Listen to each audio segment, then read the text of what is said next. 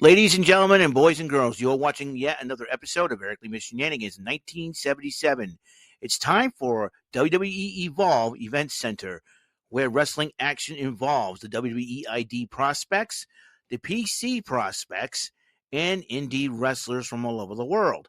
Ladies and gentlemen, and here's the man to bring you the wrestling report and action from the WWE Evolve Event Center, Mr. Eric M. Lima. Thank you very much, Mr. Announcer, sir. Well, hello there, everyone. Welcome to yet another episode of Eric Lima Shenanigans of 1977, episode 2640 of the show. It is the 29th of October, 2025, 10:15 p.m. AW Fright Night Dynamite is over, and now we're going to go into the second half of the week, as you know. The second half of this is in the midweek, and tomorrow we get the Rant and Wave Halloween special. I'll be dressed up there. Also, Mortal Kombat Legacy Collection coming out. Looking forward to it. Even though I don't have the funds to get it right now or get it immediately, I'll wait till next week to get it. That way, the digital version. I've already pre-ordered for the physical version. And that will come in about basically a month when all is said and done. So, really excited about it.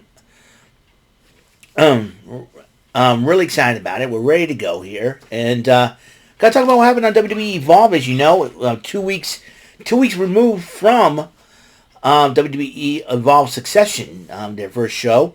As you know, and now a friendly reminder, all these episodes have been previously taped. Because you're going to see a lot of released talents still making appearances in these tapings for Tubi. So, in case in point, in Exhibit A, Mason Holiday took on before she got released, Jen Tala. And possibly like one of her final matches, and Mason Holiday did pick up the victory over Gintala in a good matchup. Big Ja came out to celebrate with her by dancing with her. So I don't know what Big Ja was. I don't know.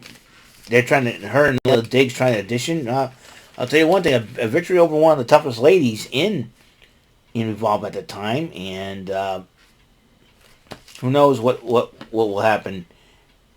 And remember, Gintala is currently dating the new United States champion, Ilya Dragunov. I'm just going to find out. And, yeah. Yeah, so we'll see what happens. Tate Wilder addresses what's next for him. And he was talking about taking on two of the best wrestlers in AAA and WWE ID prospect in Marcus Mathers and the Laredo Kid. As you know, the Laredo Kid had some time also in TNA, and now with AAA being part of the AEW family, I mean not AEW, WWE family. Excuse me. With AAA now part of the WWE family, we're gonna see a lot more of these luchadors. Heading to the ring, and it's a great thing to see, as you know.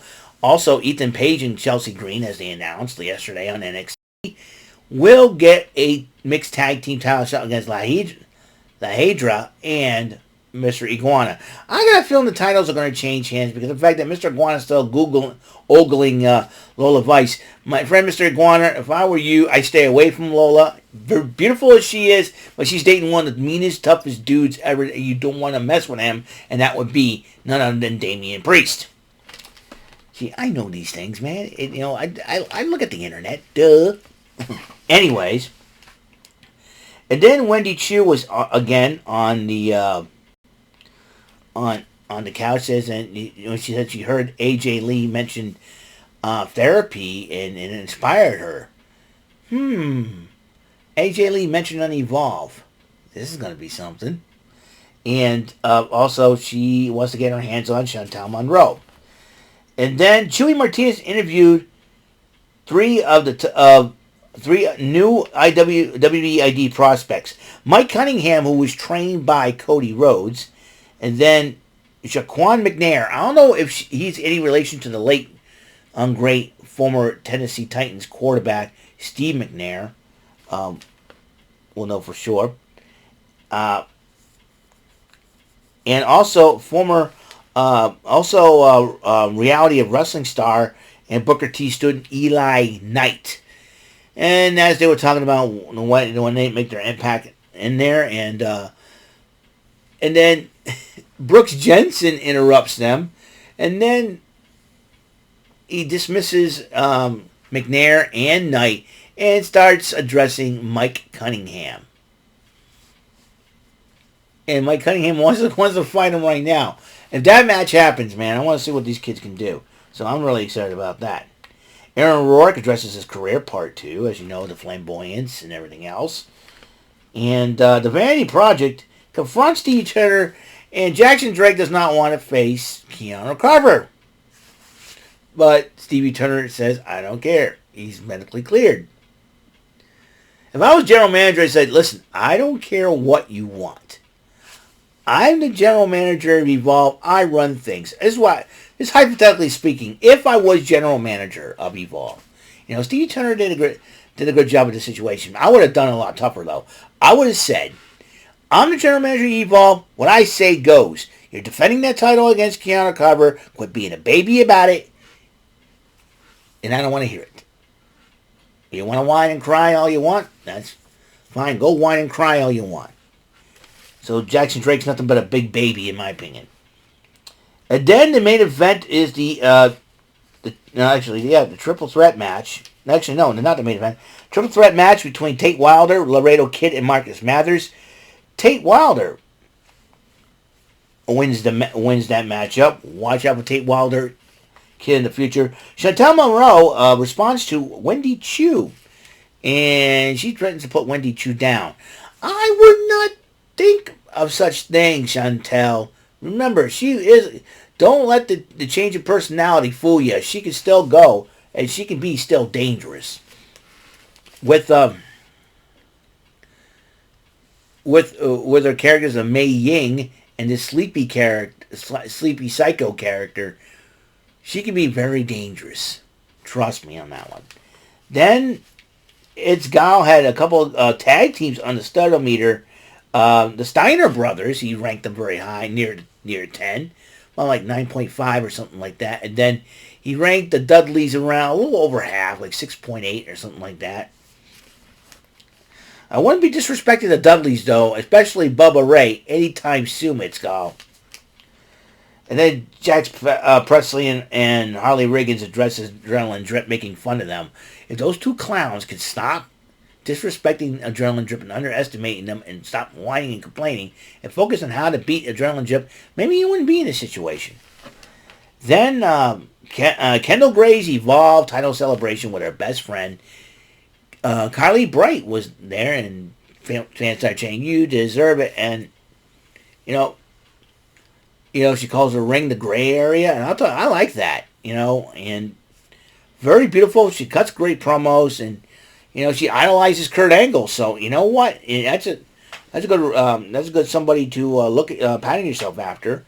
She don't have to be goofy like he was, and and complain about why the fans are not cheering her. They, the fans showed Kendall Gray some respect, and Carly Bright. And then, as the celebration was continuing, one of the new LFG prospects burst onto the scene and attacked both Bright and Gray. That would be none other than PJ Vaza. That's right, PJ Vaza.